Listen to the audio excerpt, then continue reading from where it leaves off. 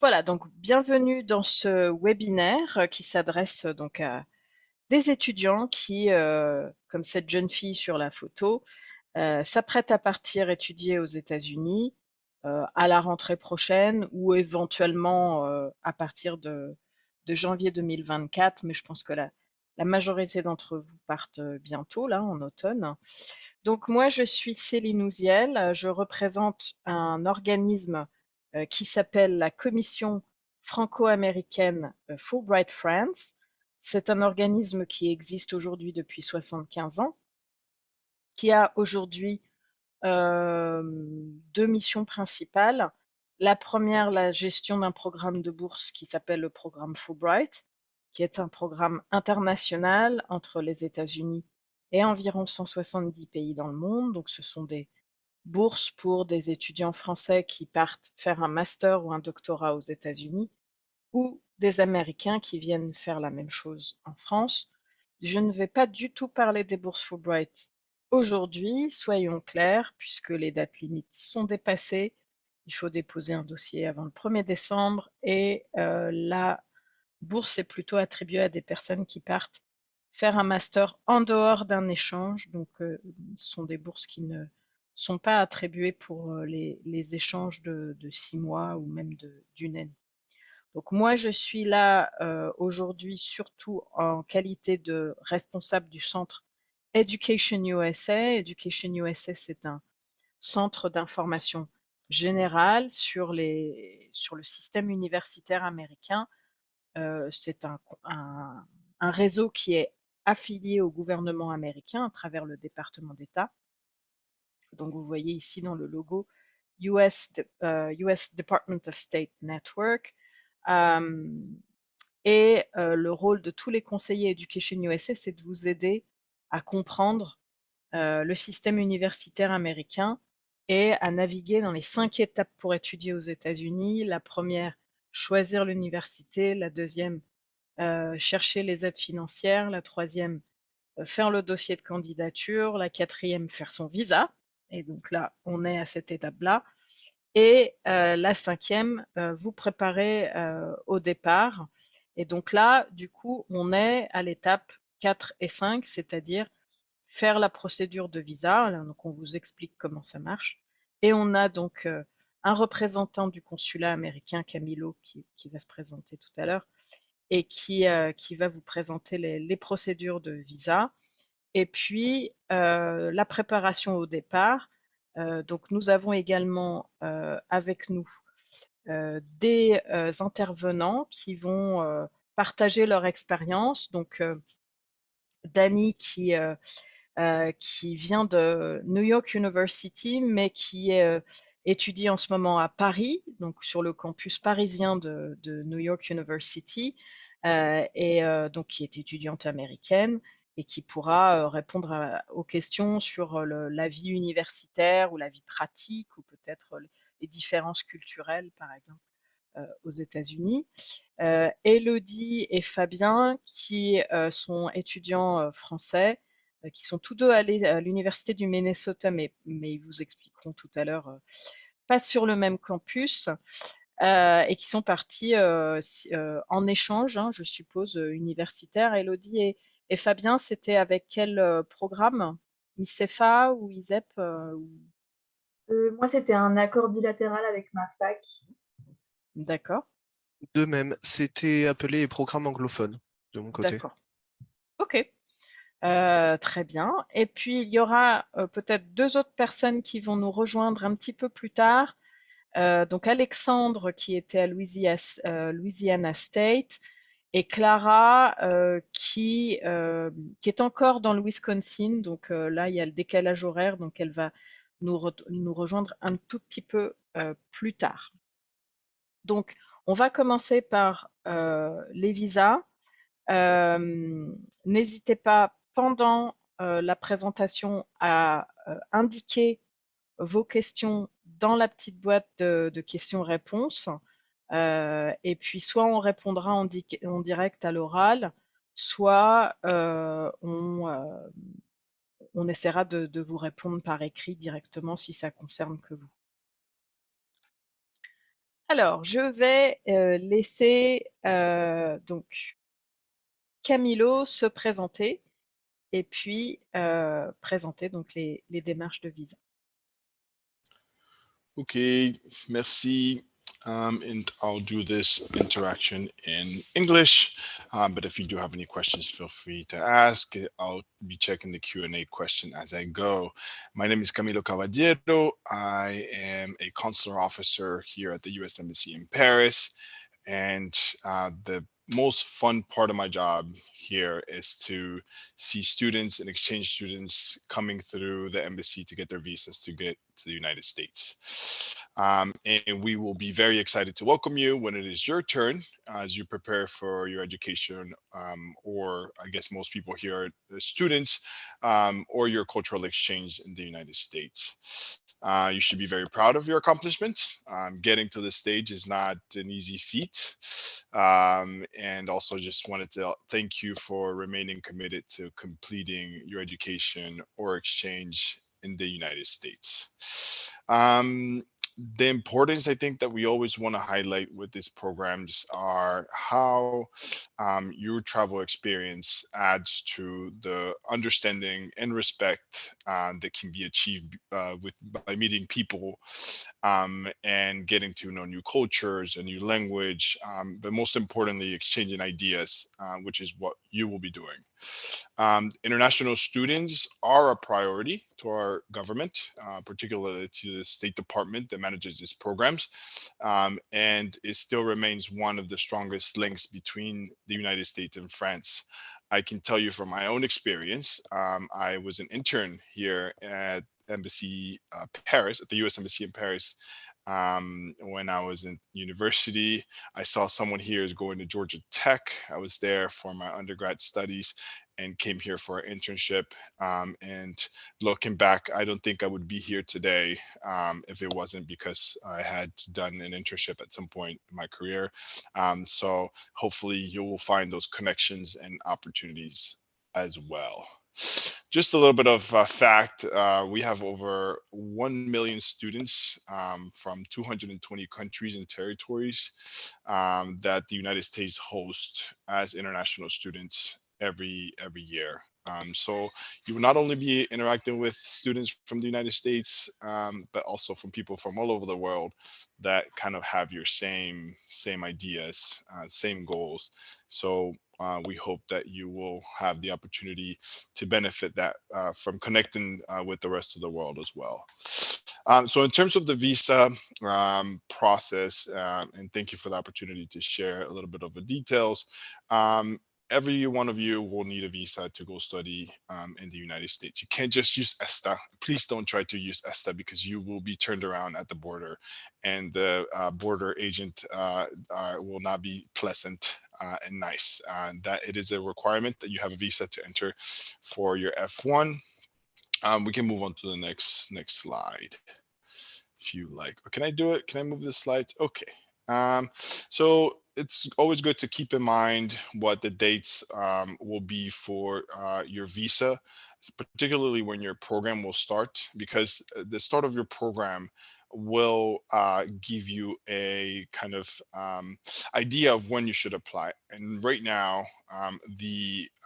you can begin your visa demand or process a year before your program starts. So if your program starts in December, you can start your visa application, or at least get in for your interview. You can get your visa, January of that same year.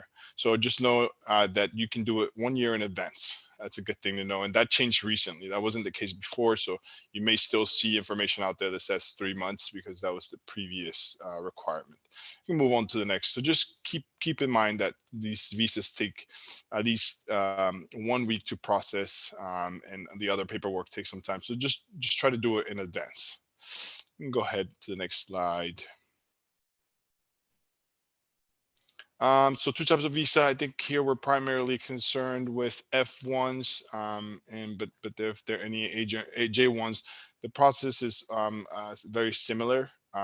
These documents you will receive as you're applying for your visa and in coordination with your university and institution, you will receive either a J1 or a F1. It doesn't really make a difference for you all. It makes a difference from an immigration standpoint, but for you during the interview, doesn't matter which one you have, it will be the same process. You can go on to the next slide. Okay, programs of exchanges. So most of the exchanges are related to research, or sometimes exchange studies or high school students. Maybe some of you have gone to the US already on high school exchange. J1 visas are primarily focused on exchange programs rather than, we can move on to the next slide, as opposed to the F1, which is primarily going to work on or going for a study program, whether it is 1 year, 6 months, or the entire 4 years. F1s are what you're going to be primarily concerned about. We can go on to the next slide. I think it will show us more about kind of what the details. Next slide. This is still J1s. F1s. Okay, so this is what you guys should be concerned with. And again, kind of, this here goes into the specificities. The F1 document it's called the I-20. So the I-20 is what you need for your visa interview. You need to have this before coming for your appointment, because we need to verify that when you get here, you can arrive to the US 30 days before your program begins. And again, as explained here, you have a maximum of 60 days after your program to stay in the US. Some people kind of find a way to go do some tourism or other things. That is allowed under the F1. Just make sure you're keeping up with the dates that of your entry and departure. And it would be good that before you get to the US, you know what day you are departing, even if you plan to stay after your program is over. We can go to the next slide. So this is what the F1 document would look like, the I-20. Just kind of take a mental picture of this. This is what it will look when you get it. Make sure you bring it to the embassy when you come for your interview. A lot of this will make more sense as you go through the process. But this is just so you can become familiarized with what it will look like. We can go to the next slide. Okay, so this here is, what is it that you need for the appointment? The list of requirements are on our website. Again, if I go through them and mention them now, you probably won't remember. Just read the website. A lot of the times, some of the issues occur because someone hasn't really followed the instructions. They're very clear online, and maybe Elodie and Kozul, Fabian can give us a little bit of more how they felt if it was pretty straightforward in terms of like how you should go about the process. But from our end, we try to make things as simple as possible. Next slide.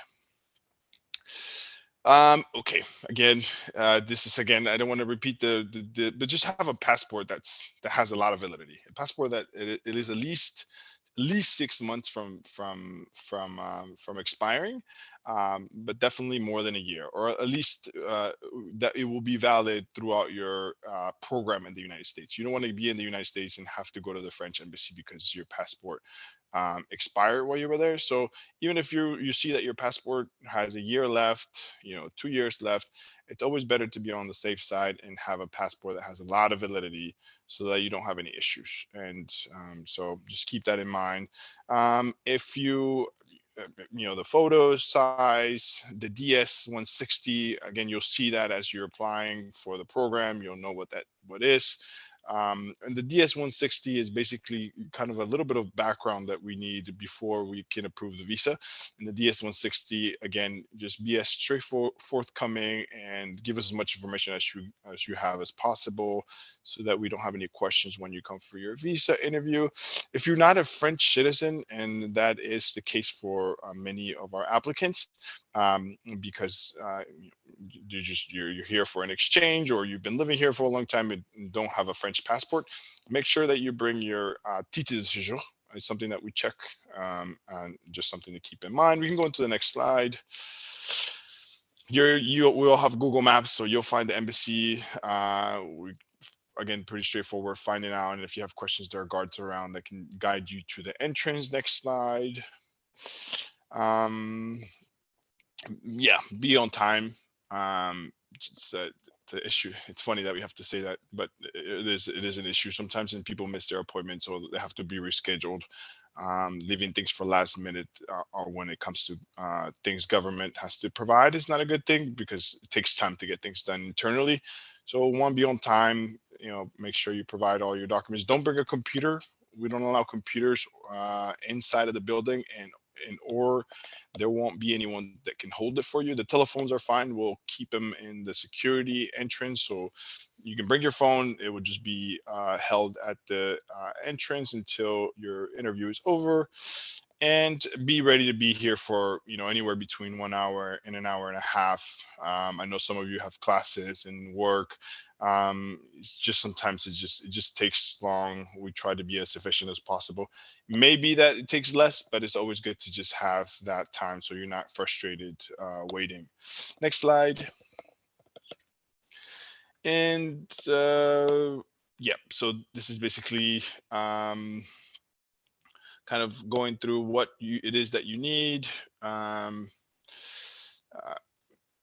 It's gonna, we do the interview, we process the visa, and it takes anywhere between 48 hours and 1 week for you to receive your passport with your visa. If your visa is approved, we keep the passport here at the embassy until we can approve the visa and send the passport back to you. There are two ways to get your passport back, and I think people are confused when they get here.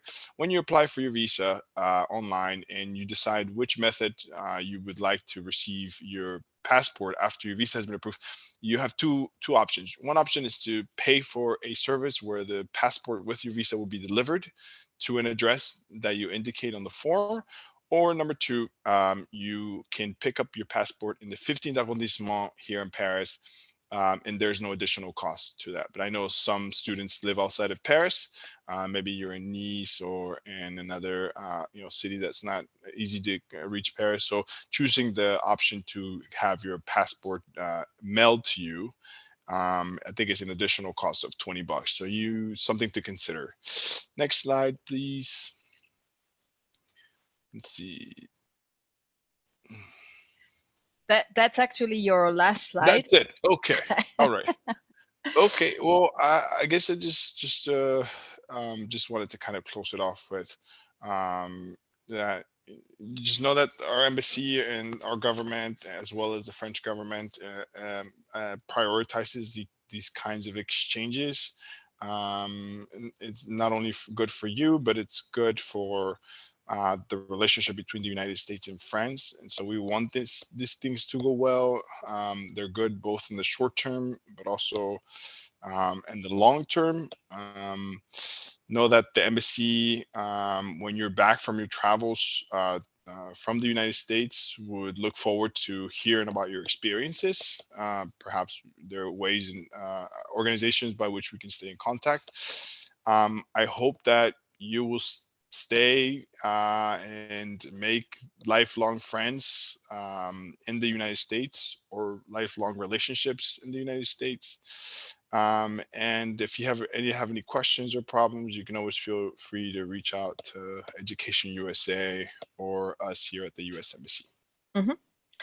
Je voulais juste préciser une chose, c'est que j'ai préparé une fiche en français qui fait vraiment le détail des procédures de visa pour les étudiants, donc pour les visas J, F et M. Et donc, je vais envoyer ça à tous ceux qui se sont inscrits au webinaire aujourd'hui par email, avec une information aussi sur les assurances santé dont je vais parler un petit peu après. Donc, vous pouvez à la fois regarder sur le site de l'ambassade et aussi avoir voilà, le sommaire, enfin le résumé entre guillemets de ce qu'il faut faire pour ne pas oublier un document. Élodie ou Fabien, est-ce que vous voulez partager votre expérience avec la demande de visa? Est-ce que vous avez des conseils? Tout a été dit, je crois. Donc oui, bien arrivé en avance. Surtout pas d'ordinateur. Moi, j'avais pris le mien et j'ai dû aller le déposer dans une boutique. Enfin, voilà, c'était un peu compliqué. Donc, surtout, prenez pas votre ordinateur. Et puis, pareil, tout ce qui est liquide, nourriture, c'est pas autorisé non plus à l'intérieur. Donc, on vous les prendra dans tous les cas avant d'entrer. Et puis, voilà, préparez aussi vos documents avant d'entrer pour qu'ils soient déjà prêts au moment de l'entretien. Et puis, voilà, c'est tout pour moi, je pense. J'insiste sur le fait vraiment de ne pas venir avec un ordinateur ou une grosse valise parce que vraiment personne ne les gardera pour vous, donc vous n'allez pas pouvoir entrer et vous allez du coup rater votre rendez-vous. Donc faites en sorte de ne pas les amener avec vous. Voilà, j'essaie de voir s'il n'y a pas des questions. Fabien, est-ce que vous avez également des commentaires? Alors, de mon côté, je conseillerais d'arriver quand même bien en avance. Déjà, pour un, pas prendre de risques. Et deux, il y avait une queue qui s'organisait. Sauf que tout le monde n'avait pas la même heure dans la queue. Du coup, il y avait eu un agent consulaire ou en tout cas quelqu'un qui était venu demander les personnes de chaque heure pour qu'ils puissent euh, sortir de la file et aller à leur rendez-vous. Du coup, n'hésitez pas à vous approcher pour savoir de ce qu'il en est. Mhm. Ne prenez pas de risque de rater votre rendez-vous, quoi. Ce serait mon conseil. Oui, il y a toujours des gardes à l'entrée. Alors quand il y a beaucoup de monde, effectivement, comme il y a une route à traverser pour le détail, en fait, souvent vous êtes obligé de faire le tour pour pouvoir rentrer dans le consulat, parce qu'il y a l'entrée de l'ambassade qui n'est pas la même entrée que pour le consulat. Et donc pour entrer dans le consulat, il faut faire un peu le tour. Et puis souvent, ils vous font attendre de l'autre côté de la chaussée et il faut attendre d'avoir le feu vert de garde pour pouvoir traverser. Mais c'est vrai que si vous attendez longtemps et que vous voyez que votre rendez-vous, voilà, l'heure du rendez-vous va être dépassée, vous pouvez peut-être faire un petit signe aux gardes en disant excusez-moi, j'ai un rendez-vous là, donc est-ce que vous pouvez me faire passer? Donc voilà. Alors j'ai vu des questions. Donc comment est-ce qu'on peut contacter l'ambassade des US? Je ne pense pas qu'on peut contacter directement l'ambassade ou le consulat. En tout cas, si vous contactez le standard général de l'ambassade, ils ne pourront pas répondre à vos questions sur les visas. Il faut d'abord vraiment regarder les informations sur le site internet. Il y a vraiment tout est expliqué. Il y a un site spécial qui vraiment répond aux questions fréquemment posées. Et si vraiment vous ne trouvez pas la réponse à votre question, contactez-moi. Contactez-moi, j'ai l'habitude, ça fait 23 ans que je travaille dans ce domaine et si moi je n'ai pas la réponse, je peux éventuellement poser la question au consulat ou demander à mes collègues s'ils n'ont pas déjà eu le cas. Donc voilà. Ensuite, il y a une question de Lily. Hello, I'm going to the US with 2 different visas. I don't think it's possible to have 2 different visas, right, Camilo?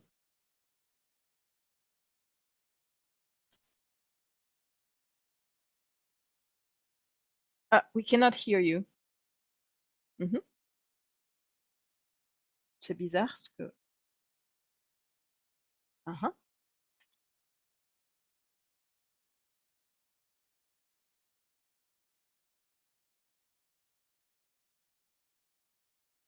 ah, il y a un petit problème de connexion.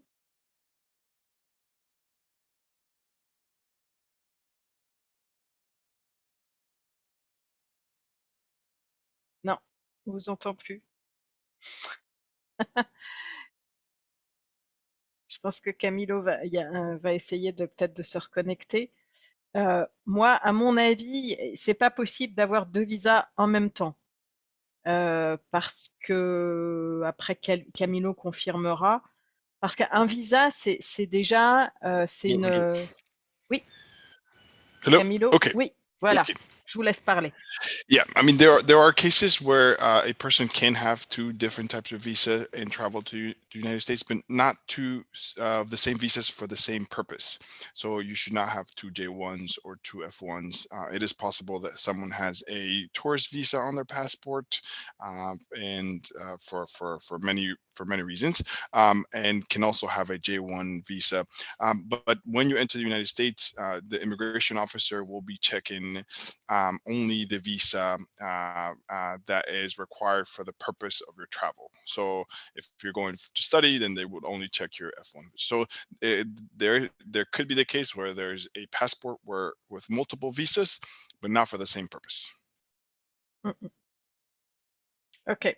So, je pense que il faut changer le statut sur place, hein, mais vous pouvez aussi poser la question à une personne qui sera vraiment votre contact, comment dire, votre dieu, c'est le International Student Advisor. Hein, vous êtes d'accord, Élodie et Fabien, c'est cette personne-là qui va vraiment vous répondre à toutes vos questions concernant votre statut d'immigration une fois que vous êtes sur place, et même un petit peu avant de partir.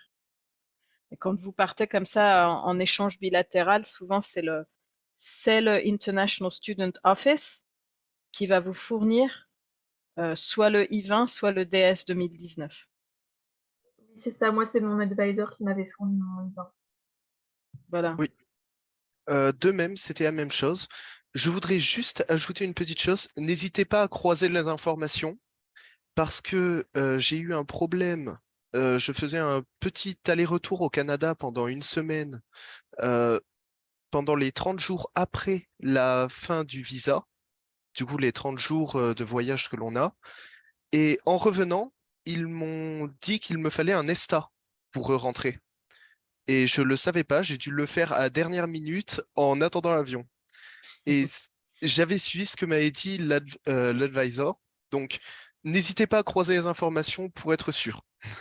Oui, alors en fait, les advisors aux États-Unis, ils n'ont pas tous l'habitude du système ESTA, parce que vraiment, ESTA, c'est fait que pour les Européens. Et c'est vrai que les International Student Advisor, ils ont l'habitude de recevoir des étudiants qui viennent du monde entier, mais un peu moins d'Européens. Donc, ils sont pas toujours très au courant du système ESTA qui vous exempte d'un visa touristique. Normalement, si vous n'aviez pas été européen, vous auriez été obligé, juste pour voyager, hein, pas pour étudier, vous avez l'autorisation de faire du tourisme aux États-Unis pendant 90 jours sans avoir à faire de demande de visa, mais il faut juste remplir un formulaire en ligne qui s'appelle ESTA et qui, s'il est approuvé, vous donne l'autorisation de voyager aux États-Unis. Hein, donc souvent, les International Student Advisors connaissent pas vraiment ESTA. Donc il faut juste voilà, leur rappeler que c'est une exemption de visa, mais qu'il faut quand même remplir le formulaire en ligne et avoir une autorisation en ligne. Il y a une question, comment faire pour prendre rendez-vous malgré tout? Alors, est-ce que c'est possible de prendre rendez-vous sans avoir rempli le DS 160? Je pense pas, hein. No, you really do need, in order for us to even begin reviewing your case, you need to do the DS 160 in advance. And the other thing that I'd like to highlight that I did not mention before is that right now the wait times to get an appointment are about 3 months. So just so you know, anywhere between 3 months and sometimes it can take longer. We had a backlog due to COVID, so the wait times increased during the period of COVID, and now they're back down to about 3 months.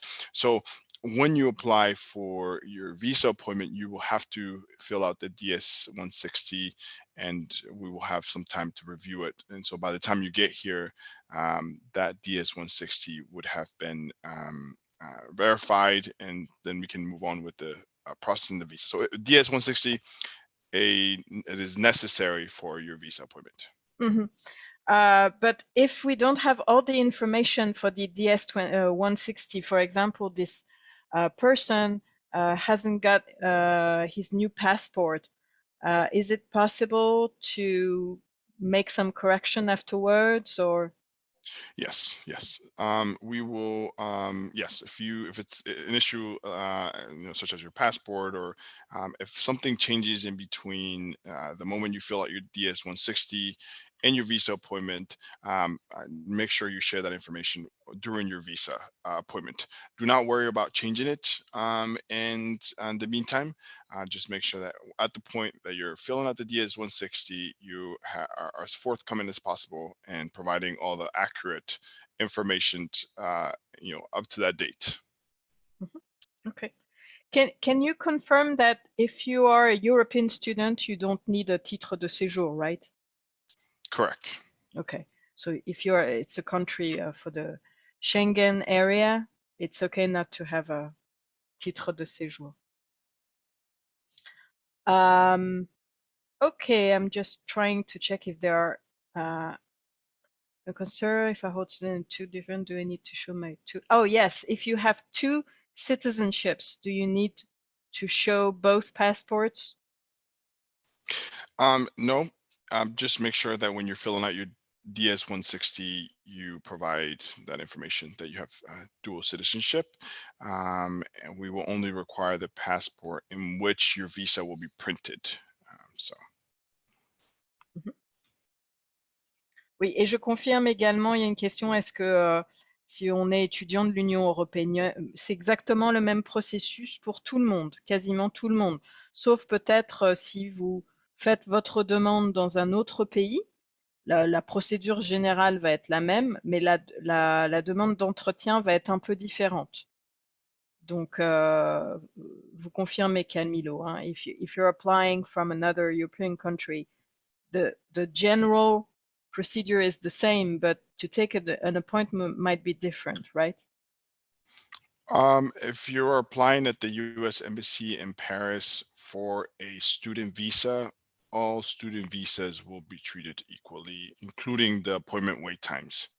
If No, but you're, I mean, if you're applying in another U.S. embassy in Europe.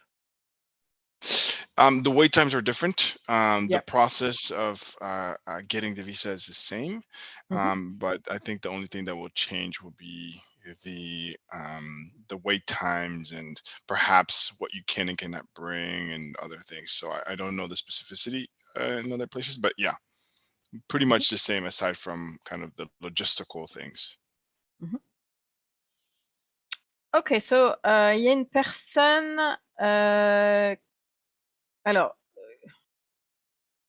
il y a une confusion, donc ça c'est une question un petit peu personnelle, mais quand même, normalement le DS 2019 c'est toujours pour le visa J1. Ça peut pas être pour un autre visa que le J1.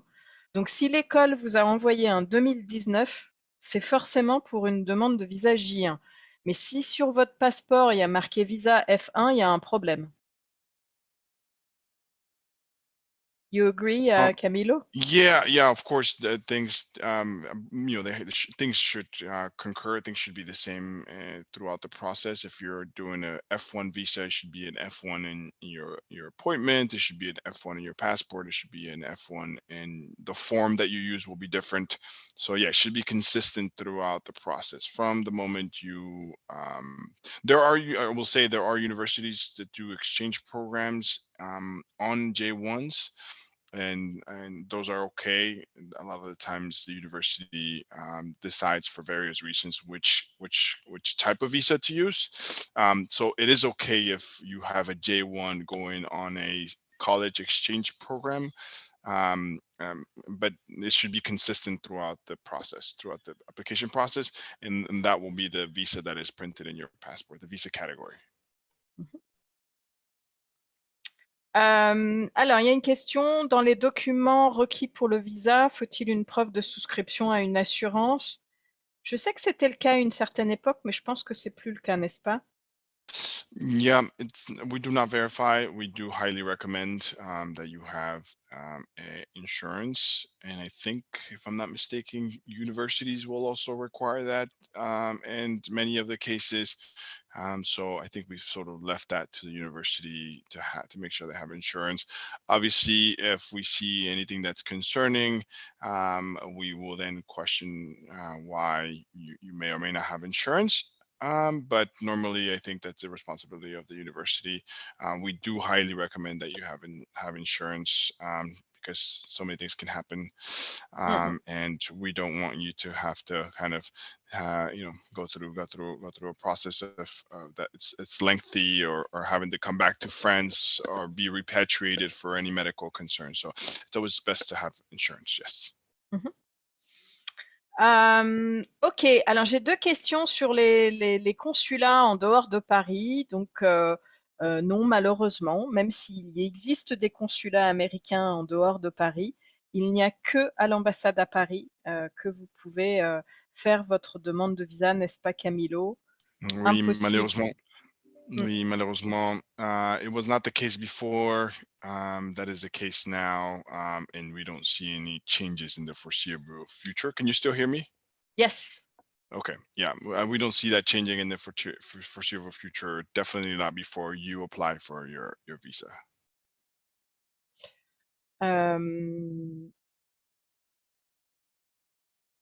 Ok, alors oui, alors ces histoires d'arriver sur le territoire, de repartir, de revenir. Ok. Si vous arrivez, vous me dites Camilo si j'ai tort ou pas, hein. Si vous arrivez sur le territoire américain un petit peu moins de 30 jours avant la date de début de votre visa, on vous laissera entrer dans le cadre de votre visa. OK? Et si du coup, vous quittez le territoire pendant cette période, si vous allez au Canada, après, quand vous allez revenir, ça, je pense que ça va pas plaire à l'officier d'immigration, hein, n'est-ce pas, Camilo? So I think it's just to kind of be more clear, and if you want to translate this to French. So the document that you receive, whether it is a F1 or a J1, that document will have dates that indicate the beginning of your program and the ending of your program. Your visas will be valid for that period. And you can enter and exit the United States as many times as you want during that period. You and as long as your visa remains valid. So that paper will give you the permission to study in the United States for either 6 months, 1 year, or 4 years. Some people are doing different programs. And you can that visa has multiple entries, meaning entries into the United States, meaning you can go in and out as much as you want, as long as your visa is valid and your program is still ongoing. Any other like small questions about entry and exit do not really concern the validity of your visa or the length of your program. Those will remain the same.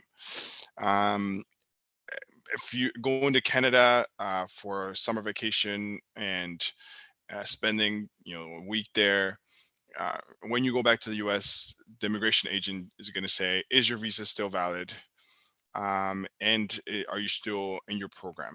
And if the answers are yes, my visa is still valid, he will be able to verify that, and I'm still doing my program, then you should be okay. The immigration agent should not ask you any other questions other than, are you entering on legitimate passport, legitimate visa, and to continue on a program. So maybe that answers the question or some of those questions. Well, je pense que l'idée, c'est d'arriver avec un visa touristique sur le sol américain et après de partir au Canada et de revenir aux États-Unis avec le visa d'étudiant. Mais le problème, c'est que si vous arrivez quelques jours avant le début de votre visa, même si c'est 20 jours, je pense que l'officier d'immigration va vous faire rentrer avec le statut du visa d'étudiant et pas le statut Yes. touristique. Yes, exactly. You cannot go, I mean, again, yes, you can get like very detailed with questions, but yes, you have 30 days before your program to enter the United States on the visa class that you've been giving to complete your program. So you can enter 30 days before.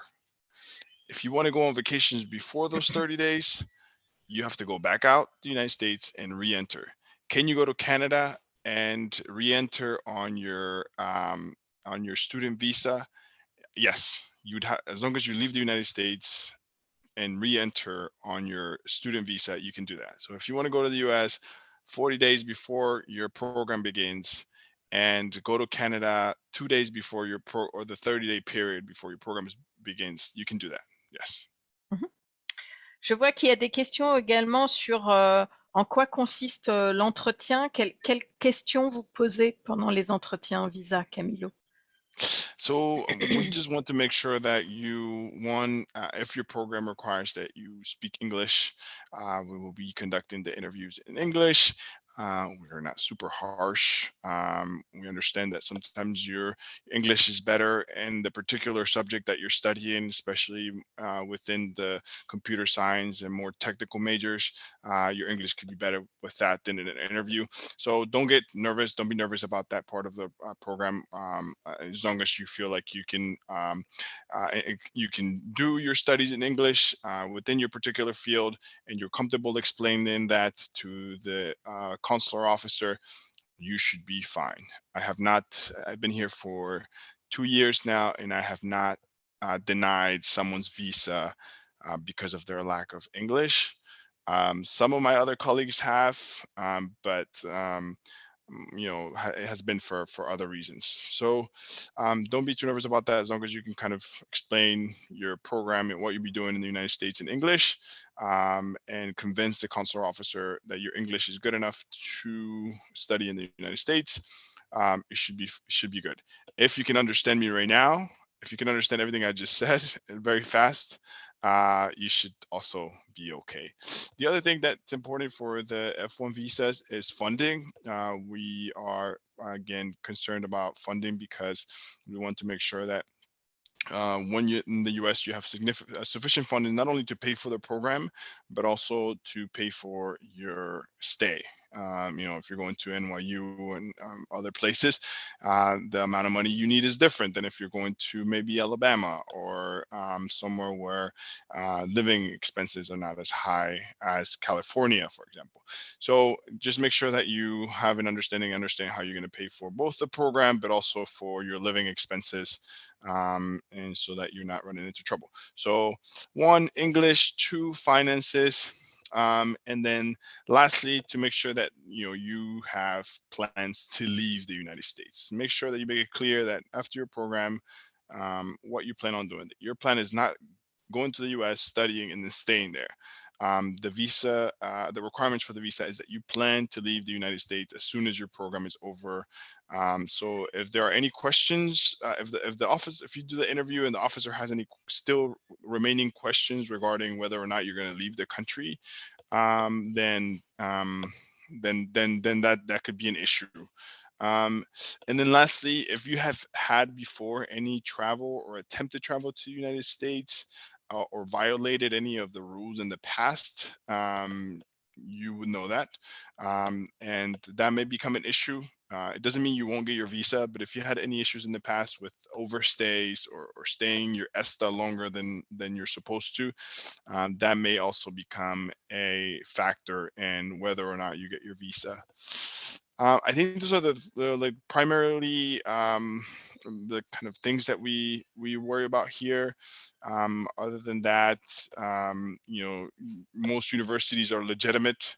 If you found your university online on Google and have not verified that it's a real university, that may be a problem. If you feel like your university perhaps just started offering programs last year and no one really knows the name and is somewhere an address that no one really knows, then we would be concerned with that. But most of the times those type of cases are fraud, and we don't see many of them here. But just make sure you're going to a good university and that you know the program and that you're kind of fully aware of where it is. Some officers are more detailed than other. And so know that not every interview will be the same, and the questions will not be the same for everyone. There's not a list per se. I hope that's helpful, but don't be nervous. Most visas are approved here for students and exchanges in Embassy Paris. And you also said that the waiting time to get an appointment is 3 months, but 3 months, is it an average or is it the maximum? Right now, it's on average to get a visa appointment. That I don't do the visa I don't keep up with the numbers, but that's what I was told. I'm primarily focused on it, so I may be wrong, and it may be less now, but those are the notes that I received. De toute façon, je pense qu'il y a toujours cette possibilité de faire un rendez-vous, ce qu'ils appellent emergency appointment. C'était le cas l'année dernière, parce que Elodie et Fabien, vous m'avez dit que l'année dernière, vous avez mis à peu près 3 semaines pour obtenir un entretien, n'est-ce pas? Oui. Et l'année dernière, on était encore avec des petits problèmes, tout le backlog des visa appointments, où là vraiment il y a beaucoup de visas beaucoup d'entretiens qui avaient été annulés en 2021. Donc voilà. Donc là, je pense que à mon avis, 3 mois. Alors à moins que vraiment il y ait pour moi, 3 mois, c'est plutôt le maximum. Et donc, ne vous inquiétez pas. Même si vous avez un entretien après la date de départ, vous pouvez faire une demande d'entretien anticipé. Donc, vous avez une procédure qui est expliquée sur le site du consulat. Donc, il ne faut pas trop s'inquiéter, je pense, par rapport à ça. Il y a encore beaucoup de questions, mais je pense qu'on n'aura pas le temps de tout répondre. Je vais répondre aux questions sur tout ce qui est expérience professionnelle. Fabien et Elodie, si vous avez des choses à ajouter par rapport à ça, n'hésitez pas. Donc, il y a une différence entre le visa F et le visa J. Avec le visa F, vous avez un petit peu plus de possibilités d'avoir des expériences professionnelles sur le territoire américain. Donc déjà, vous avez la possibilité de faire un petit job sur le campus, maximum 20 heures par semaine. Elodie et Fabien, vous avez eu l'occasion de le faire ou pas vraiment? Moi, je n'ai pas fait de petit job, mais j'avais beaucoup d'autres étudiants étrangers avec moi qui en ont fait, parce que ça revient assez cher, le logement, la nourriture, tout ça. Et globalement, ça se passait très bien. Tous ceux qui en ont fait m'ont dit que c'était très très facile d'avoir un petit job. Souvent, c'était entre 5 et 12 heures par semaine, Oui. et ça leur donnait un petit complément qui les aidait vraiment bien. Oui, donc oui, Elodie? Alors bon, moi, j'ai pas travaillé, mais je connais aussi des étudiants étrangers qui ont travaillé. Et aussi, il y avait au début du semestre un genre de forum pour connaître toutes les offres d'emploi sur le campus, etc. Moi, je suis désolée, je viens d'arriver du coup, mais Bonjour. Bonjour, j'espère que vous allez bien. Ça va bien? Moi, du coup, j'ai travaillé sur mon campus. Oui. Du coup, sur notre campus, on pouvait travailler entre 10 et 20 heures. C'est vraiment pas grand-chose parce que, on est payé genre $8 de l'heure, quoi. Mais c'est toujours un petit plus que tu as à la fin de ta semaine. Et franchement, ça aide pas mal. Après, le seul truc à savoir avec ça, c'est que l'État américain prend des taxes sur votre salaire et ensuite, à la fin du semestre, donc si vous restez un semestre, vous aurez à le faire qu'une seule fois. Si vous restez 1 an, vous devrez faire 2 fois, remplir les taxes pour ensuite recevoir vos sous sur compte en banque. Donc ça aussi, ça change si vous avez un compte en banque américain ou si vous avez juste votre compte en banque français. Donc c'est aussi à prendre en compte. Créer un compte en banque américain, c'est très facile et je vous conseille grandement d'en faire un. Mais ouais, en tout cas, travailler sur le campus, c'est vraiment top. Alors, il y a d'autres manières d'avoir des expériences professionnelles. Alors, avec le visa F, c'est ce qui est le plus intéressant, puisque à la fin d'une année d'études, alors la plupart d'entre vous, vous partez moins d'1 an ou peut-être maximum une année, mais si vous partez plusieurs années, vous avez la possibilité de faire un stage à partir d'une année validée. Donc ça s'appelle CPT. Curricular Practical Training, et c'est la possibilité de faire un stage qui va être en lien avec vos études et qui va vous permettre de valider des crédits universitaires. Et ça, du coup, faut le faire en relation avec votre academic advisor, donc la personne qui va vous conseiller pour le choix des cours une fois sur place. Après, vous avez OPT qui s'appelle Optional Practical Training et qui vous permet, une fois l'obtention de votre diplôme ou quelquefois une fois l'obtention d'une année d'études, de prolonger votre visa F d'environ 12 mois pour faire un stage dans une entreprise.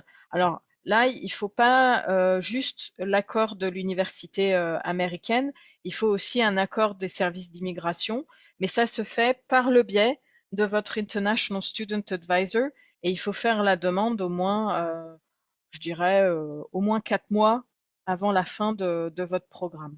Donc ça, c'est tout à fait possible de faire 12 mois. Et ce qui est intéressant aussi, c'est ceux qui travaillent dans les STEM, donc sciences, technologie, ingénierie, mathématiques. Tous ceux qui font par exemple des Master of Science ont la possibilité, s'ils ont un visa F, hein, c'est uniquement le visa F, c'est pas le visa J malheureusement, ça vous permet de prolonger jusqu'à 3 ans pour faire un stage professionnel dans une entreprise américaine, sans avoir à faire une demande de visa de travail. Aussi, le visa J1, par contre, c'est différent puisque ce sont des visas généralement qui sont accordés à des personnes soit qui partent dans un échange, dans le cadre d'un échange, et donc dans ce cadre-là, du coup, il n'y a pas de frais de scolarité, c'est une forme de soutien financier de l'université d'accueil. Vous avez souvent des bourses du conseil régional, etc. Les visas J1, c'est souvent pour des personnes qui ont des bourses, hein, par exemple les boursiers Fulbright, même s'il n'y en a aucun aujourd'hui, partent avec un visa J1.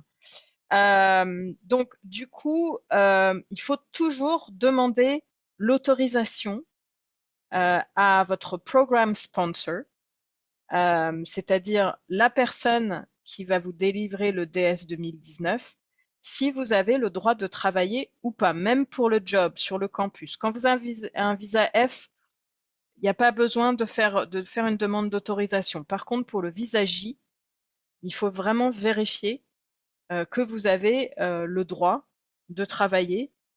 Et ça comprend aussi les postes d'assistant, puisque souvent on peut trouver un job sur le campus. Ça peut être sous forme de teaching assistantship ou tutoring, par exemple. Vous pouvez faire du tutorat, vous pouvez donner des petits cours de français dans le bureau du tutorat, par exemple. Ça fait partie des jobs que vous pouvez aussi avoir en tant qu'étudiant international. Donc pour les visas J, vous avez le système qui s'appelle Academic Training, qui est la possibilité de prolonger un petit peu le visa pour faire un stage dans son domaine d'études et toujours après l'autorisation du Academic Advisor et aussi du sponsor, de la personne qui vous a délivré le DS 2019. La durée du academic training, c'est pas du tout la même qu'avec le visa F.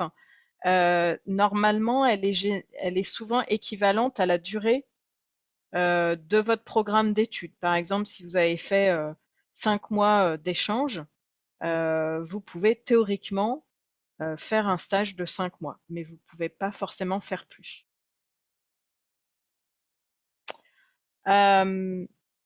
Est-ce que, bon là vous avez posé plein de questions sur les visas, est-ce que vous avez encore des questions concernant vraiment la procédure? Je vais essayer de voir s'il y a...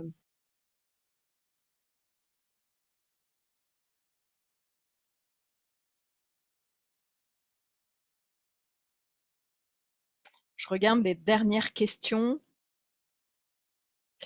Ah, alors, il y a une nouvelle, je ne sais pas si vous êtes au courant, Camilo, il y a une nouvelle forme de DS 2019 qui normalement est possible. Jusqu'à maintenant, il fallait la version originale du DS 2019 envoyée par la poste, mais c'est désormais possible de recevoir une version électronique. de votre DS 2019. Donc ça, c'est le sponsor qui va vous informer à ce propos ou l'université d'accueil. En revanche, il faut quand même que vous imprimiez le document, puisque vous ne pouvez pas venir avec des ordinateurs ou vous ne pouvez pas rentrer avec votre téléphone portable. Donc, il faudra quand même venir avec une version imprimée de votre DS 2019 au moment de votre entretien au consulat. Je regarde. Yes, I'm still here. As far as I know, today we still require that you bring your DS 2019 to the embassy printed in its what we call original version, and it is a printout. As long as it is not a copy of that printout, I know it to you it may not make sense from your end. Just make sure you print out the document that they sent you and bring it to the office. Even if the process changes and from now until you have your visa appointment, it's just good practice. Governments don't are not as fast to adapt to technology, and so just bring it since your appointments will be soon. It's just better practice, at least for now, unless you hear something different. Just bring it as a printout.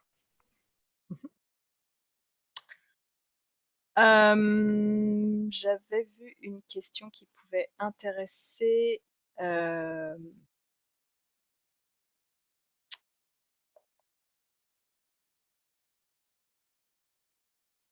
Bon, j'ai déjà oublié la question. Désolée. Alors, soyez. Je sais que c'est un peu confus si vous connaissez pas du tout la procédure. Ne mélangez pas les documents. Donc, faites attention. Il y a une différence entre DS 160, DS 2019. DS, ça veut dire Department of State. Donc, il y a un certain nombre de formulaires qui commencent par DS parce que ce sont des documents utilisés par le département d'État. Donc, le DS 160, c'est pas l'université qui vous donne ce document. Et ce document, il ne doit pas être vu par l'université. Le DS 160, c'est le consulat qui va le regarder et qui a besoin d'informations de votre biographie, un certain nombre de questions personnelles. Donc le DS 160, c'est vous qui allez le remplir en ligne à partir d'une plateforme internationale et vous aurez le lien dans le document que je vais vous envoyer. Le DS 2019, ce n'est pas vous qui le remplissez, c'est votre université d'accueil ou votre sponsor. Et c'est un document qui va vous permettre de faire votre demande de visa et qui, en fait, valide votre statut d'immigration. C'est un document que vous allez devoir conserver précieusement de la même manière que le I-20 ou le I-20, puisque c'est une sorte de titre de séjour. Donc, ce document, moi, j'en parle toujours parce que quand je suis partie aux États-Unis, j'étais partie avec un visa F et le formulaire I-20 existait déjà. Donc, je ne savais pas qu'il fallait que je conserve mon I-20 et donc je me suis présentée à l'aéroport, même à Paris, et on ne m'a pas laissé monter dans l'avion. Donc, quand vous allez vous présenter pour prendre l'avion pour partir aux États-Unis, vous allez présenter à la fois votre passeport avec le visa collé à l'intérieur, plus le certificat d'éligibilité, donc selon votre visa, soit le DS 2019, soit le formulaire I-20. Okay, et vous allez faire la même chose en arrivant à l'immigration, vous allez montrer les deux documents.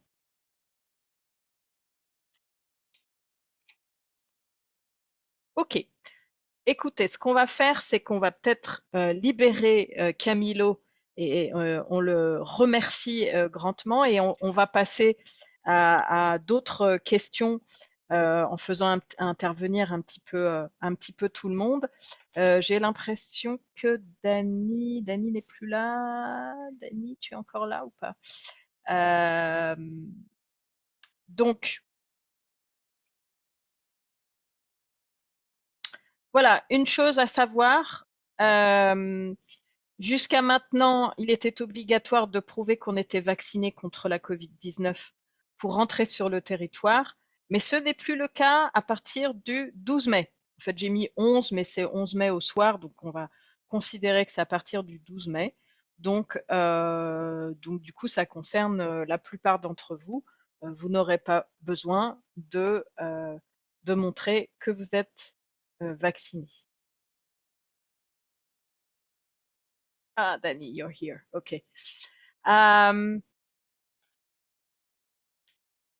OK. Donc, les histoires de santé, donc vraiment Élodie, Fabien, Clara, même Dany, si vous avez des choses à rajouter, n'hésitez pas à me couper la parole, activez directement votre micro si vous avez des choses importantes à dire sur tout ce qui concerne la santé. Puis après, je vais parler des autres informations pratiques. Donc aux États-Unis, il n'y a pas de système public obligatoire comme la Sécu en France. Hein, c'est pas du tout Social Security, ça n'a rien à voir avec les sécurités sociales françaises. Hein. Toutes les assurances santé sont des assurances privées. Les Américains ne sont pas forcément obligés de prendre des mutuelles comme nous. Par contre, vous, en tant qu'étudiant international, vous êtes obligé de prendre une assurance santé et votre université d'accueil va vérifier que vous en avez une. Et on va voir, soit vous avez l'assurance que vous propose peut-être le programme d'échange, soit vous êtes obligé de prendre l'assurance santé de l'université américaine, soit vous pouvez éventuellement montrer à l'université américaine que vous avez une assurance qui est équivalente à la leur. Donc on va demander à chacun qu'est-ce qu'ils ont dû faire de ce côté-là. Donc les soins aux États-Unis sont évidemment de très haute qualité, mais par contre ça coûte vraiment très très cher. Si vous n'avez pas d'assurance santé, là vous allez vous en ressortir avec des centaines et des milliers de dollars. Donc à rembourser, vous allez vous retrouver avec des dettes, donc il faut vraiment faire attention. Il n'y a pas de tarifs conventionnés. Les tarifs, ça dépend du médecin, ça dépend de votre assurance. Donc, il n'y a pas de plafond. Hein, donc, voilà. La sécurité sociale française peut éventuellement, et je vois que Alexandre vient d'arriver. Bonjour Alexandre. Donc, tout dépend du médecin. Non, j'étais en train de dire que la Sécu française peut vous rembourser sur la base de factures, mais selon les tarifs conventionnés français. Donc ça vous remboursera rien du tout. Et de toute façon, il faudra d'abord avancer les frais et attendre de revenir en France pour faire la demande de remboursement. Et si vous avez une mutuelle en plus de la Sécu basique, ça ne couvrira pas vos frais, pas suffisamment en tout cas, pour les États-Unis. Alors, j'aimerais bien demander à chacun d'entre vous, comment vous avez fait pour l'assurance? On va commencer par Alexandre, tiens, puisque vous venez d'arriver. Si vous pouvez juste vous présenter. Bonjour, je m'appelle Alexandre et j'ai fait un semestre d'échange à la Louisiana State University. Donc, c'était de août à décembre 2022. Et donc là, je suis de retour en France. Donc, pour l'assurance santé, l'assurance, en fait, la Louisiana State University, elle imposait soit qu'on prenne leur assurance à eux, mais bon, c'était un peu cher, c'était quoi, 1200 $ le semestre, ou soit qu'on prenne une assurance santé qui respectait certains de leurs critères. Et donc, ils avaient une liste en fait d'assurances privées américaines ou européennes. Et j'ai décidé de prendre une européenne qui marchait aux États-Unis parce que après avoir regardé les conditions, j'avais vu qu'en général, les assurances européennes avec des options internationales, elles couvraient mieux mes besoins que les assurances américaines. Élodie? Moi, j'avais une assurance santé imposée par l'université américaine. Donc, ouais, j'ai pas eu le choix de prendre celle-là, quoi. Ok. Fabien? Comme Elodie, c'était obligatoire pour moi, l'assurance santé de l'université. Mais mes parents ont voulu que j'en prenne une de plus française, qui, en termes de rapport qualité-prix, est beaucoup plus intéressante pour une couverture équivalente. Donc, n'hésitez pas à regarder de ce côté-là aussi. Clara? Pareil, moi, c'était aussi imposé par l'université, mais je suis partie avec un programme qui s'appelle ISEP, qui avait aussi une assurance imposée. Et du coup, j'ai pris celle du programme ISEP au lieu de prendre, enfin, qui couvrait du coup, et je n'avais pas besoin de prendre celle de l'université, mais ça tourne à chaque fois du même prix, genre 2000, quoi. Donc, Ouais, ça coûte assez cher quand même, hein, ouais. les assurances américaines. Dani, est-ce que j'arrive toujours pas à te voir, mais apparemment tu es là. Est-ce que tu peux donner des conseils par rapport à la santé aux États-Unis? Comment on peut se faire soigner quand on est étudiant? Oui, donc c'est vrai que la plupart du temps, il y a une assurance imposée par l'université américaine, mais c'est souvent plus cher que les assurances que vous pouvez trouver d'ailleurs. Donc, je vous recommande de faites vos recherches avant d'acheter une assurance parce qu'il y a souvent des meilleurs choix. Mais l'avantage de faire l'assurance de l'université, c'est que c'est beaucoup plus simple à faire, à trouver des médecins qui sont dans l'assurance, qui peuvent être payés par l'assurance parce que c'est tout sur le site web de l'université. Donc, c'est beaucoup plus simple pour ça. Mais oui, Voilà, pardon pour mon accent. Non, c'est parfait. Donc, oui, il y a ce concept de preferred providers. Par exemple, si vous prenez une assurance santé américaine, on va vous donner souvent, je ne sais pas si ça a été votre cas, Clara, Alexandre, Fabien, Elodie, on va vous donner une liste de ce qu'on appelle les preferred providers, c'est-à-dire les médecins, les cliniques, les centres de santé qui sont en fait affiliés et pour lesquels ça sera plus facile d'avoir un remboursement. Donc avec ces cliniques-là, ces centres de santé, vous avez la possibilité généralement peut-être même de ne pas avancer les frais, par exemple. Après, il y a la possibilité aussi d'avoir un meilleur remboursement quand d'abord vous passez par l'infirmerie du campus. Quelquefois, peut-être la meilleure solution, surtout si vous avez l'assurance de l'université, c'est d'abord d'aller sur le Health Center, de leur demander conseil. Peut-être qu'ils peuvent vous soigner directement. Ils vous donnent. Alors, le Doliprane, ça n'existe pas aux États-Unis, hein, donc les noms des médicaments, ça n'a rien à voir. Donc, là-bas, ça va être quoi? Ça va être Advil. Je ne sais plus comment s'appelle l'équivalent du paracétamol aux Advil, États-Unis. oui. Advil, ouais. Donc ils vous donneront un Advil et peut-être que ça ira mieux, mais s'ils voient que vraiment il faut aller voir un médecin, à ce moment-là, ils vous conseilleront de le faire. Donc voilà. Est-ce que je vois? Après, excusez-moi, je sais pas si vous l'avez dit, mais il faut savoir qu'aussi la plupart des médicaments aux États-Unis, ils n'ont pas besoin de prescription ou quoi. Donc, si vous avez un problème, vous allez dans des Walgreens ou des pharmacies proches et souvent vous pouvez avoir la plupart des médicaments que nous, en France, on a besoin de prescription, eux, ils n'en ont pas besoin. Mm. Donc, voilà, ça peut être bon à savoir. Mais ils sont aussi pas remboursés, quoi. Donc,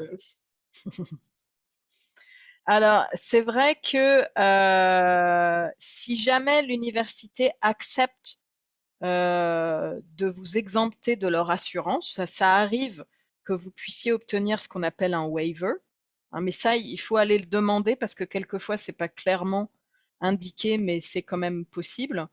Donc, à ce moment-là, si vous avez la possibilité de prendre une assurance non américaine, faites attention à ce que toutes les clauses qui sont indiquées sur mon écran là soient incluses dans le contrat. Donc, il faut que le remboursement des frais médicaux ou des frais d'hospitalisation soit basé sur les frais réels et non pas sur un pourcentage des tarifs de convention de la Sécu, parce que là, vraiment, ça correspond pas du tout.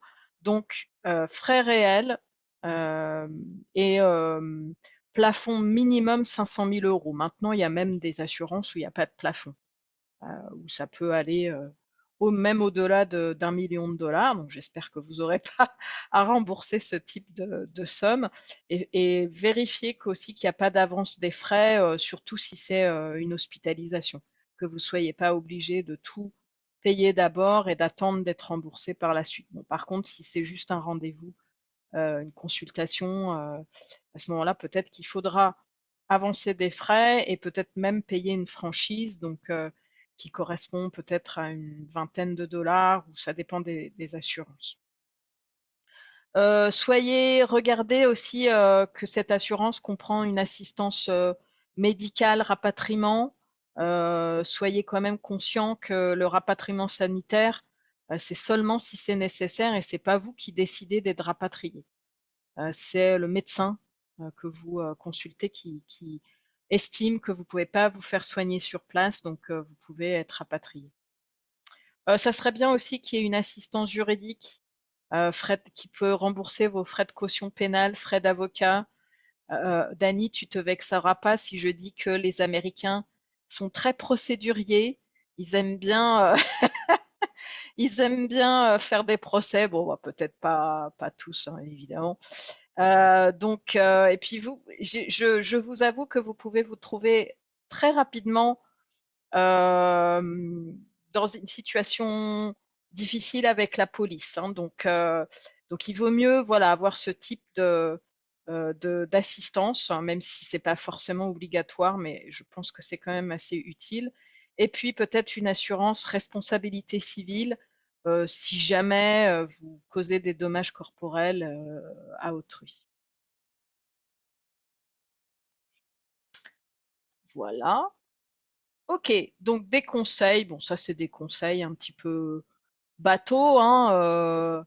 Avant de partir, vous faites un check-up, vous allez voir le médecin, votre dentiste, votre ophtalmo, vous mettez à jour votre carnet de vaccination. Vous n'allez pas aux urgences pour un rien, hein. Les urgences, ça coûte très cher, hein, aux États-Unis. Très cher. Ouais. Oui. Ouais. Il faut vraiment pas avoir les mêmes réflexes qu'on aurait en France, même si bon maintenant aujourd'hui aux urgences, si on veut pas attendre 3 jours, il vaut mieux pas y aller. Mais aux États-Unis, vous êtes pris en charge assez rapidement, mais après vous recevez une facture assez élevée. Par contre, dans l'autre sens, ne restez pas sans rien faire. Si vous avez un vrai problème de santé, allez voir d'abord vraiment votre health center pour leur demander conseil et ne restez pas là en vous disant oh là là, j'ai pas d'argent, je peux pas me soigner, voilà. Je voudrais Euh, ajouter que dans oui, mon cas, le Health Center était vraiment, vraiment pratique. Ils avaient quasiment tous les éléments de base et ils pouvaient renvoyer vers l'hôpital universitaire et toutes ces choses-là qui étaient gratuites dans le cas si on avait l'assurance de l'université. Donc, a été vraiment bien l'assurance de l'université. Il y avait même médicaments gratuits, il y avait énormément de choses. Après, c'est le Minnesota qui est beaucoup plus proche de l'Europe sur beaucoup d'éléments que d'autres États américains. Donc renseignez-vous bien. alors bon là j'avais mis acheter des masques avant de partir. Je pense que c'est plus trop d'actualité. Je pense que vous pouvez trouver facilement des masques dans des pharmacies. Et puis aujourd'hui, on n'en a pas autant besoin que l'année dernière ou l'année d'avant. Et puis surtout, dès que vous avez un doute, vous voulez demander un conseil surtout, hein, pas que sur l'assurance santé, contactez votre International Student Advisor. C'est vraiment la personne qui va vous aider à naviguer dans le système américain. Alors, quand vous vous êtes inscrit, il y en a qui m'ont posé directement des questions sur la fiche d'inscription. Donc, il y en a qui m'ont demandé qu'est-ce que c'est que le Social Security Number. Est-ce que, Dani, tu veux te lancer dans une explication? You can do it in English if you prefer. Je vais essayer en français, mais vraiment, c'est bizarre que tu me le demandes et moi, je ne sais pas quoi dire parce que j'en ai. Mais comment ça fonctionne et ce que ça veut dire, vraiment, j'ai presque aucune idée. Je sais que tous les citoyens des États-Unis, ils ont un numéro de sécurité sociale et ça fonctionne pour les questions des impôts. Oui. Et aussi pour les pensions quand on prend notre retraite. Mais en dehors de ça, j'ai jamais je ne l'ai jamais utilisé. Donc, oui. Alors, est-ce qu'il y en a, il y en a un parmi vous qui saurait expliquer ce que c'est, qui ont dû faire une demande? Parce qu'en fait, c'est pas automatique, hein. Je pense que, par exemple, Élodie, Fabien, vous êtes partis que 6 mois. Alexandre, vous êtes là que depuis 6 mois, c'est ça? Alors, le SSN, c'est un document qui va être nécessaire si, par exemple, tu vas prendre un job étudiant. Ouais. Par exemple, bon, j'étais resté un semestre, mais j'ai travaillé, parce que c'était Mhm. assez facile. Et en fait, ouais, ben, une fois que tu travailles, il faut faire le SSN et ça va servir à tout ce qui est pour les taxes après, tout ce qui est administratif, en fait. Ouais. Donc, dès le moment où on travaille, il faut faire un SSN. Mm. Et c'est vrai que c'est un document qui est tellement commun aux États-Unis, c'est un peu comme nous, le numéro de sécu. Tous les Américains ont un SSN. Donc, du coup, on va vous le demander à tout bout de champ. Mais si vous ne travaillez pas aux États-Unis, vous n'allez pas forcément devoir avoir ce numéro. Donc, quelquefois, les International Student Advisor vous donnent une sorte de numéro temporaire qui peut s'appeler des fois le ITIN ou quelque chose comme ça, peut-être ils ont un autre nom, qui peut vous permettre de faire un certain nombre de démarches. Parce que quelquefois, quand vous allez ouvrir un compte en banque, on peut vous demander votre SSN alors que vous n'en avez pas. Ou quand vous achetez un téléphone portable, quelquefois on peut vous demander un numéro de SSN. Mais parce que bon, la plupart des Américains pensent que tout le monde a un Social Security Number, mais ce qui n'est pas forcément le cas des étudiants étrangers qui ne travaillent pas. Donc ensuite, il y avait la question, est-ce qu'il faut une visite médicale pour faire la demande de visa? Non, pas pour la demande de visa, mais peut-être que votre université d'accueil vous demande de remplir un questionnaire médical. Est-ce que ça a été le cas de certains d'entre vous? Non? Non, donc je pense qu'il y a certaines universités en fait qui demandent peut-être un carnet de vaccination ou des choses comme ça. Ils veulent savoir quels sont les vaccins que vous avez déjà faits. Généralement, les vaccins qui sont obligatoires en France sont à peu près les mêmes qu'aux États-Unis. Si vous vivez sur le campus, on peut vous demander des vaccins supplémentaires. Donc ça, c'est à voir, pas avec l'ambassade, c'est à voir avec le campus d'accueil. Bon, par exemple, moi, on m'a demandé de faire le vaccin de l'hépatite B avant que je parte. Bon, c'était il y a 25 ans, maintenant ça se fait plus. Mais donc voilà, donc il y a peut-être des vaccins qui sont propres vraiment à l'université d'accueil. Alors dites-moi, qu'est-ce que vous avez fait pour votre forfait téléphonique? Qui veut donner un bon plan? Alors, de mon côté, on avait à peu près tous fait ça dans les étudiants d'échange. On a utilisé Mint Mobile, Mhm. qui captait très bien, et de tête, c'était 15 € pour 3 mois. Donc, il n'y a pas énormément de données mobiles, parce que c'est généralement très cher aux États-Unis, mais ça faisait parfaitement le taf. Donc, ça avait bien fonctionné. Mhm.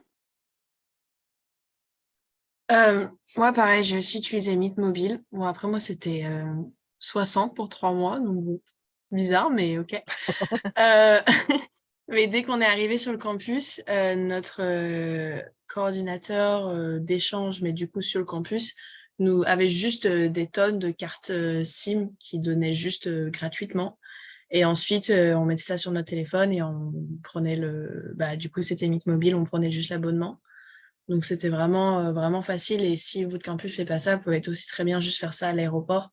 Il y a plein de stands, machin, qui vous proposeront de prendre des cartes. Donc, prenez n'importe quelle carte et ensuite vous abonnez à un truc. C'est vraiment, c'est plutôt facile, ouais. Mhm. D'autres conseils sur les forfaits téléphone? Je connais des Euh, personnes qui ont gardé leur portable français, hein. Vous avez tous gardé votre portable français? Oui. Oui, moi, j'ai aussi une remarque à faire sur le forfait. Je pense que c'est mieux de prendre une carte aux États-Unis et de ne pas garder son forfait français, puisque par exemple avec mon opérateur, je n'arrivais plus à appeler ni à envoyer de SMS depuis là-bas. Donc on s'est rendu compte après que le forfait n'était plus adapté aux États-Unis, quoi. Alexandre? Ah, le micro est coupé. Ah, pardon.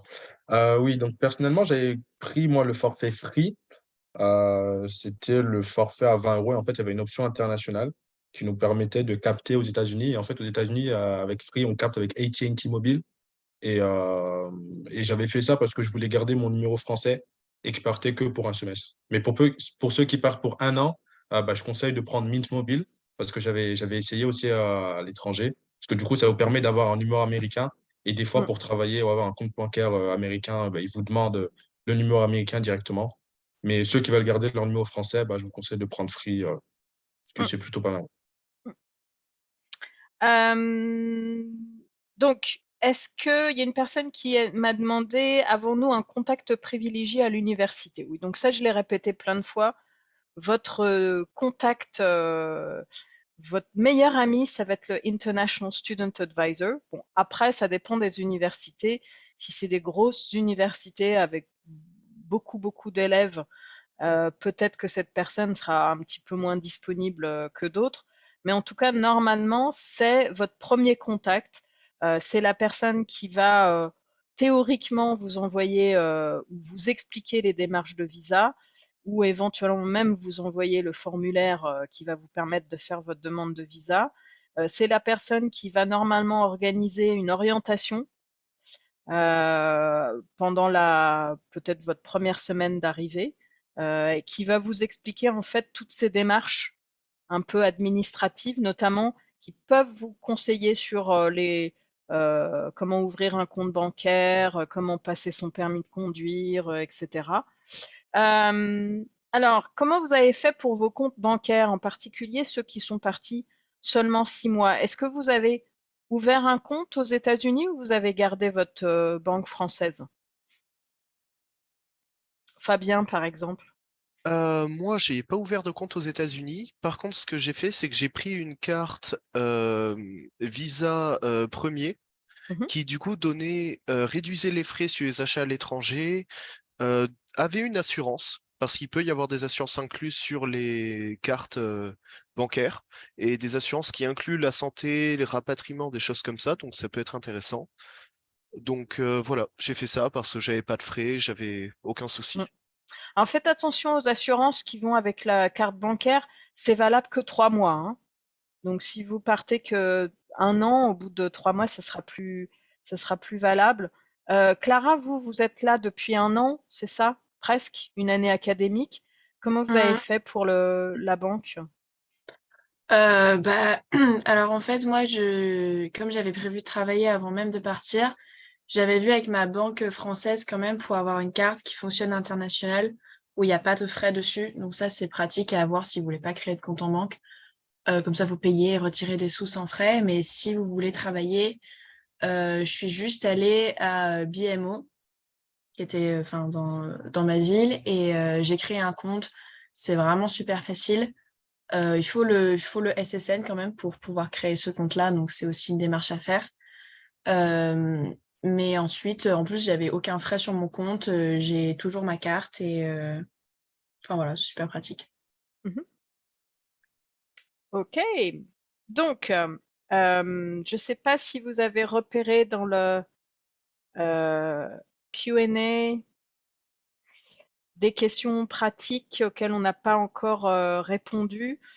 Il nous reste encore à peu près 5 minutes. Donc voilà, quelques conseils pour trouver un logement.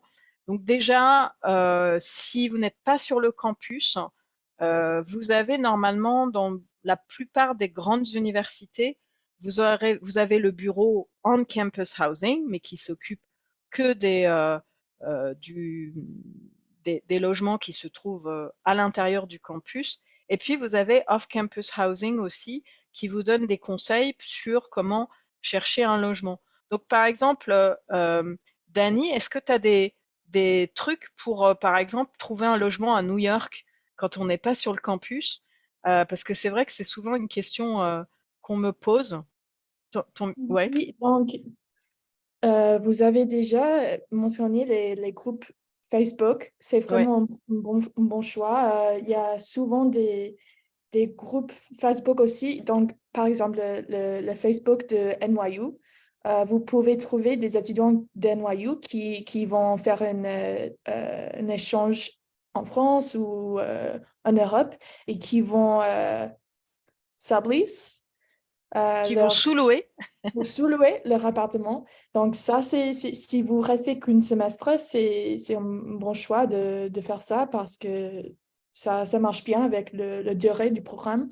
En dehors de ça, il y a si vous recherchez comment trouver en anglais, how to find an apartment in New York City, il y a souvent des sites web qui sont faits pour votre besoin, mais quelquefois, il y a les appartements que vous allez trouver ici sont beaucoup plus chers. Donc, je recommande vraiment d'essayer à sous-louer si vous pouvez. C'est le meilleur choix en dehors de vivre sur campus. Ce que j'ai dit, c'est... Vous avez d'autres commentaires sur la recherche de logement? Non?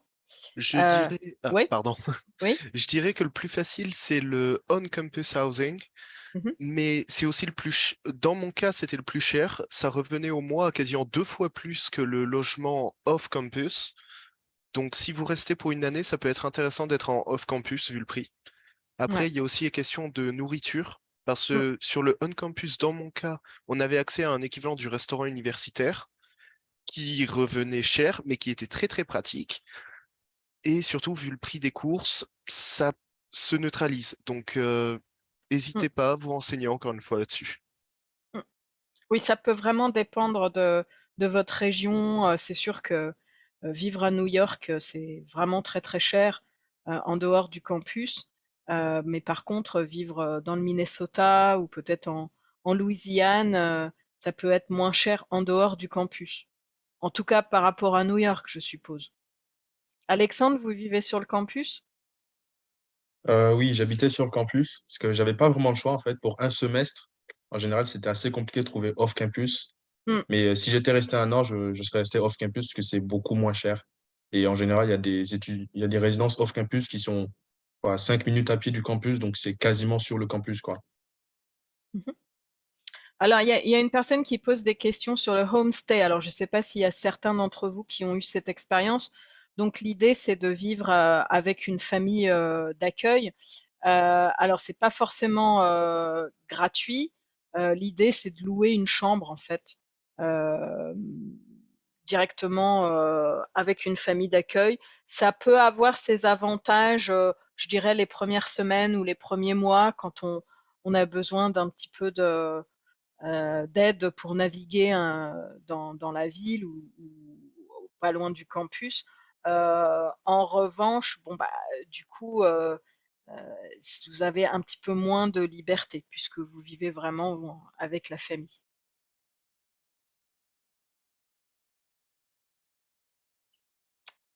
Ok, donc je vois s'il y a des choses à savoir.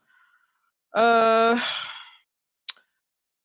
Au niveau légal, donc la majorité légale aux États-Unis, c'est 18 ans en général. Donc c'est comme en France. Mais pour certaines choses, c'est 16 ans, comme par exemple le permis de conduire, c'est 16 ans. Mais l'alcool, l'entrée dans les bars, acheter des cigarettes, c'est 21 ans. Donc il faut faire attention. Je pense qu'il y a beaucoup d'entre vous qui vont avoir moins de 21 ans. Ne faites pas comme certains Américains qui font des fausses cartes d'identité pour pouvoir rentrer dans les bars. Ne faites pas ça parce que vous risquez double. Non seulement vous risquez d'être arrêté par la police, mais aussi vous risquez d'être expulsé du territoire et banni du territoire américain. Donc évitez de faire toute entrave aux règles puisque vous risquez double en fait. Il faut faire attention parce que les lois et les règles, et notamment les règles de conduite, peuvent être différentes d'un État à l'autre. Il y a un code de la route par État. Bien sûr, il y a des choses qui sont les mêmes un peu partout, mais il peut y avoir une toute petite différence. Donc, si vous passez votre permis dans un État et que vous décidez de prendre la voiture et de parcourir un peu les États-Unis, renseignez-vous un petit peu avant pour savoir quelle est vraiment la différence. Je sais par exemple qu'il y a une différence avec les feux rouges. Dans certains États, il faut s'arrêter à un certain endroit et on peut tourner à droite même si c'est rouge. Dans d'autres États, il faut s'arrêter. Enfin bon, il faut vraiment se renseigner avant pour pas provoquer un accident. De même, hein, je vois Alexandre vous acquiescer. Si vous avez des expériences, n'hésitez pas à m'interrompre.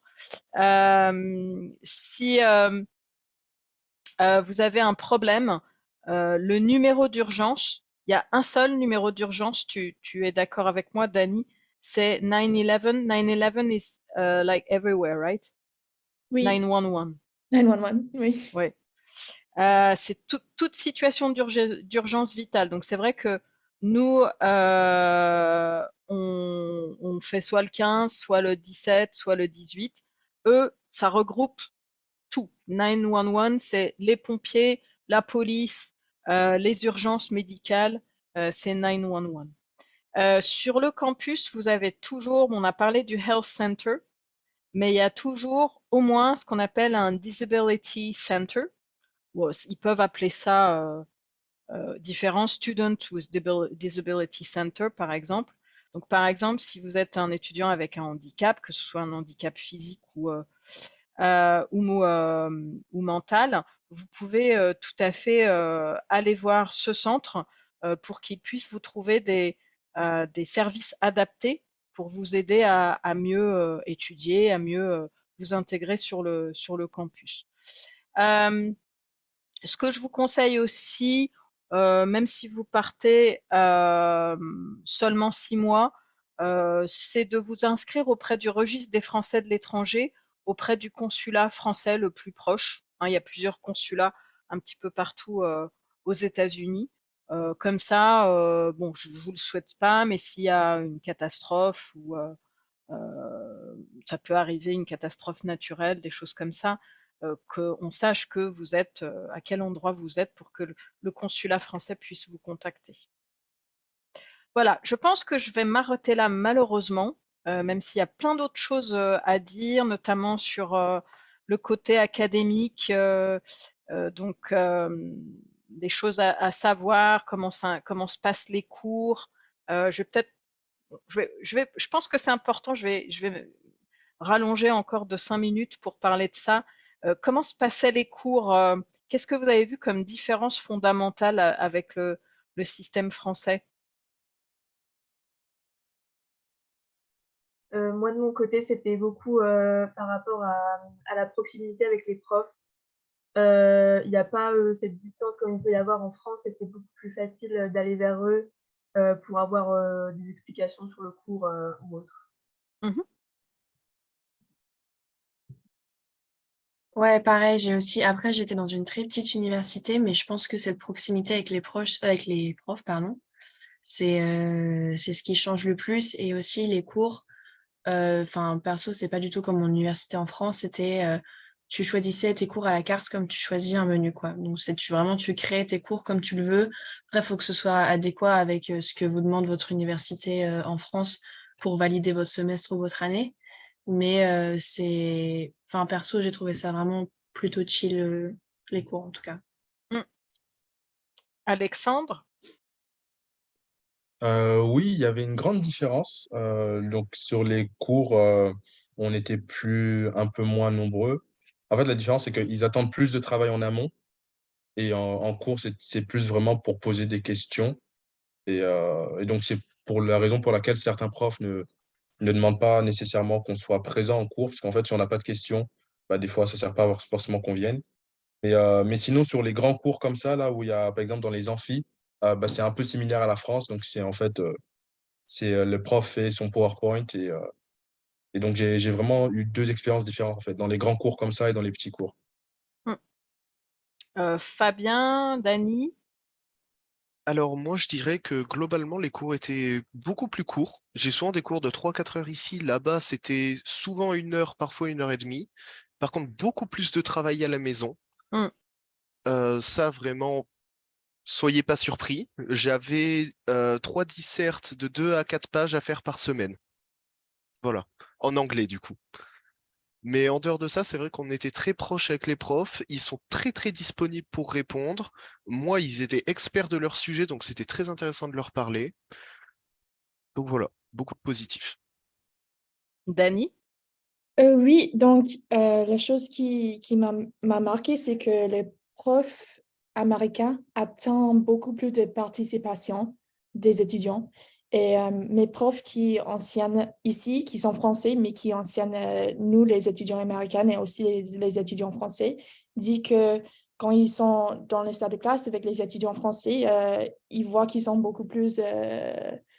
ils hésitent à participer. Et n'ayez pas peur de participer. C'est souvent noté, la participation, en fait. Et aussi, la deuxième chose que je veux mentionner, c'est que la syllabus, c'est la chose la plus importante de toute l'année. Tout est marqué dans le syllabus. Si la tendance est notée, la participation est donc vraiment lisez-le.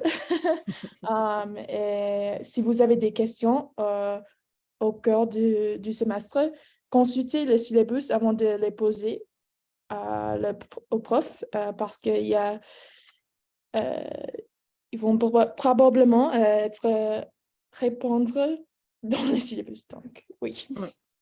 Oui, effectivement. Donc, à chaque fois que vous prenez un cours, le première heure de cours, normalement, chaque professeur vous donne le syllabus, qui est en fait le programme du trimestre ou du semestre, hein, puisque normalement, vous allez choisir vos cours à chaque session. Donc, ça peut être des sessions de 3 mois ou des sessions de 6 mois, par exemple.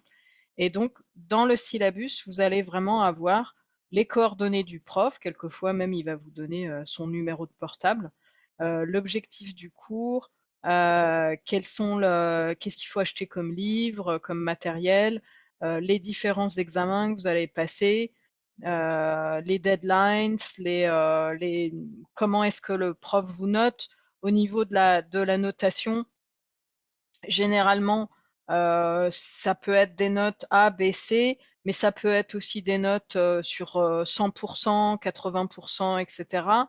Là, j'ai mis une sorte d'équivalence avec les notes françaises, mais c'est pas une équivalence officielle, hein.